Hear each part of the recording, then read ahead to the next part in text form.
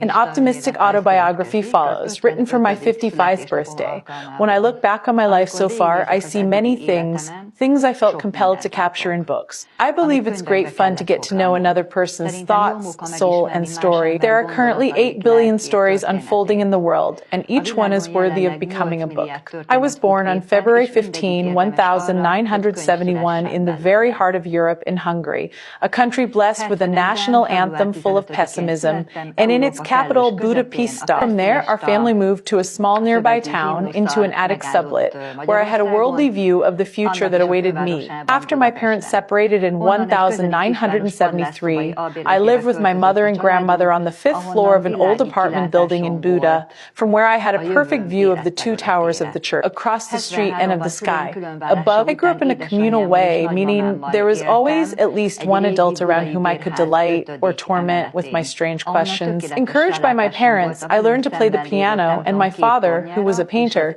taught me how to draw. When I was 12, my grandmother passed away. It affected not only me deeply, but the entire family. I completed elementary school in a historic building, the former Radetzky Barracks, with the help of my equally historic teachers, to whom I owe a great deal. I always wanted to become a seamstress, but I had to follow the family tradition. They intended me to become a nurse. After 2 years, I was dismissed from the Kossuth Zusa Secondary School of Healthcare because, as they put it, I did not belong there. At the same time, I moved from Budapest to the Danube Bend to live with my father. I longed for a different new life instead of the familiar, quiet weekdays. I wanted to gain experience of the world. Well, I certainly got that with interest. I started working as an unskilled laborer in a printing house and later tried myself in many other jobs as wheel. In 1992, I got married. I had 3 wonderful children from that marriage. 4 years later, I divorced my hot-tempered husband, a decision that shaped the rest of our lives. I always managed to choose the lesser evil, but I never really had good options. I was disadvantaged by default. At the time, having 1 or 2 children was the norm, so I was looked down upon everywhere.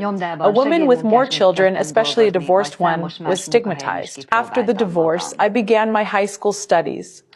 One reason was that my children asked too many questions and I couldn't always answer them. The other reason was that in a small town, a woman with many children and a bad reputation cannot get ahead even if she is talented, eager to learn, and intelligent. My next marriage lasted 11 years, but my then husband did not support my plans to continue my education. In fact, when I applied to study military and security engineering, he left me. Apparently, he no longer felt safe beside me. Since divorce also breaks a person financially, I couldn't afford to continue college.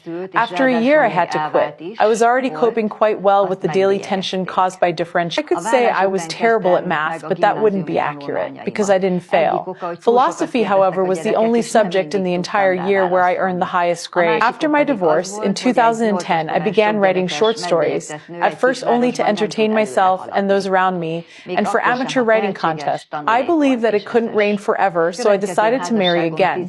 That marriage lasted 11 months. My husband died suddenly in a car accident. In the same year, I lost my mother and her husband as well. These tragedies and the Hungarian ill fate forced me to turn inward. That was when I began to take writing seriously. For 2 years, I worked as a columnist for the women's magazine, BN, where more than 800 of my articles were published, and I even had my own column. Many of my articles still appear in other media outlets today, often without proper attribution. Finally, in 2015, I began my college studies, which allowed me to conduct research and write academic publications. At the same time, I started working on several books. My optimism triumphed over experience, and after many disappointments, I married again, this time to a friend from my youth, with whom I lived for 5 years. This relationship also ended in divorce, triggered by the fact that he too did not support my academic ambitions. He was far more supportive of other women in our small town. In 2023, I earned my university degree in educational science. In the meantime, I became a grandmother and a proud mother who could not wish for better children. I work, I study, and I continue to write. Today, on my 55th birthday, one of my favorite stories is being released in English on Smashwords in book form. I learned a great deal from this story. Most of all, I learned that a person can be happy and unhappy at the same time. One can live in a dream world and in reality simultaneously. This book is a gesture of gratitude to the people who were present in my life during this chapter. The title of the book is You Were My Mirror. I truly hope this strange but true story will not disappoint you.